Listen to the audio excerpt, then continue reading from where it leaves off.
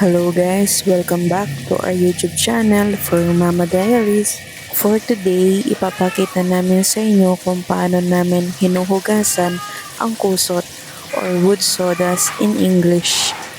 Ito po yung ginagawa naming alternative na cat litter para sa mga alaga naming pusa. Para sa amin po kasi less toxic at hindi po ma-chemical. Good for health para sa ating mga pusa. Dahil may mga bad experiences na po kasi ako sa cat litter, kaya po naghanap po talaga ako ng alternative na cat litter. Ito nga po ang nahanap ko ay kusot. Usually po, hindi naman ganito kadami yung hinuhugasan namin araw-araw. Ito po ay naipon dahil maulan, hindi po kami makapagbilad ng kusot. Kaya dahil naipon, minsanan na po naming hinugasan. Pagkatapos ko pong inapak-apakan, syempre kailangan po nating i-drain yung tubig niyan kasi nandyan po lahat yung panghihinyan. Pero wala na pong poop yan na nakolek na po namin lahat ng poop bago po naipon yan. Kung bali kusot tsaka yung panghinang ihin na lang po nila yung nandyan. Binalik ko po yung kusot sa batya. Tapos nalagyan ko po ulit ng another set na sabon. Nalagyan ko po ng tubig para po another banlaw na naman. Para po mawala na po talaga yung amoy niyang mabaho. Ayan yung lalo na po yung panghi ng ihi nila. Ayan po, pagkatapos po natin siyang i-drain, lalagyan po natin ulit ng sabon, babanlawan, i-massage. Tapos kailangan po nating pigain yan para hindi na po magsasabaw yung mismong kusot kapag papatuyuin na natin siya. Kaya ito na rin po yung naisip namin gamitin para sa mga alaga. Bukod po sa tipid po talaga siya dahil lalo na ang cats po namin is 30 plus po lahat sila. Mas safe po talagang gamitin nila ito kaysa sa mismong cat litter. Sa paggamit po namin ng kusot na wash and reuse, bali po nakakatipid po kami dito kapag naka-order kami na minsanan umaabot po ng 2 buwan hanggang 3 buwan, ganyan po talaga siya. Kumbaga yung minsanan po naming order na 1K plus kasi 5 sako yan sa isang bundle na in-order namin. Bawat sako is 5 kilos. So, tumatagal po talaga siya. Tiyagaan lang po talaga ng wash and reuse talaga siya.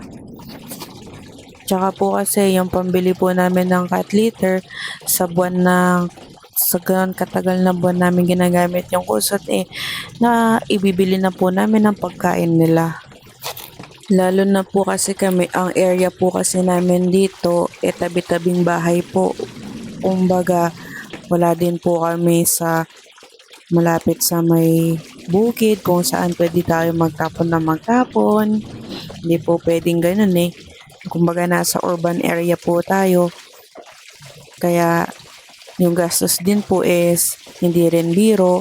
Kaya kung may katulad po kami na nag-aalaga po ng maraming pusa at aso at nasa urban area din po kayo, ito po, malaking tulong po siya na alternative na cat litter is kusot. Pwede nyo rin po siyang ihalo sa mismong cat litter. Opo, para po less amoy din po siya ng panghi or ng amoy ng poop. Ganun po, depende po sa inyo. Nasa sa sariling diskarte ninyo na po yun.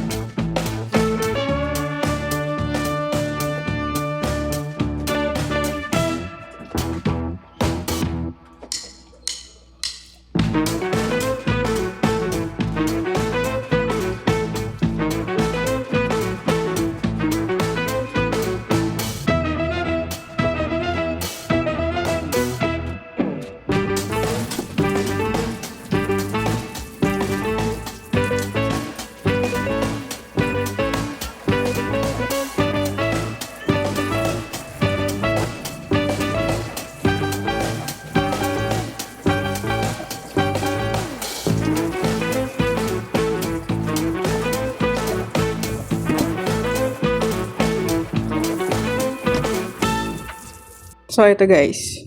Ito guys yung patuyo na, pinapatuyo namin. So, ito kapag nakalagay to, pag patuyo na, yan, inaangat lang namin ganyan. Para lahat matuyo, yung lahat ng layer niya. Tulad nito, halos talagang tuyong-tuyo na siya.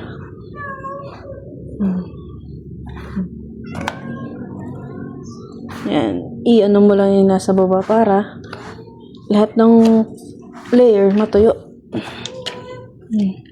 Ngayon tag-ulan, mahirap siyang patuyuin, pero lagay lang natin dyan sa may plastic na lagayan. And tapos nalagay namin dito sa ilalim. Dito sa ilalim ni Sasi. Tapos ito, halos basa pa. Halos kakahugas lang. Kaya ganyan siya, brown na brown pa siya. So yan, lalagay lang namin dito. Kaya namin matuyo pag tag-ulan. Pero pag tag-araw naman, yun, nilalabas namin syempre para maarawan. Mas madali siyang matuyo nun. Pwede na namin siyang gamitin ulit. Ganun lang po. Wash and reuse. Ito yung ano. Ito po yung kusot. Ito po yung unang, yung in-order natin. Ngayon lang. Ay, mapupo nila dyan. Tapos ito yung ano. Yan na. Ito pong huling dumating na kusot, durog na durog siya. Maganda po siya. Siyempre, dahil kusot lang siya, kahoy lang siya, wala po siyang chemical, kaya mas safe po siyang gamitin. Para sa amin, ha? So, yun lang po. That's how we wash and reuse the wood sodas. Thank you for watching, guys. And this is Handsome. Thank you for watching. Good night. Hanggang sa muli.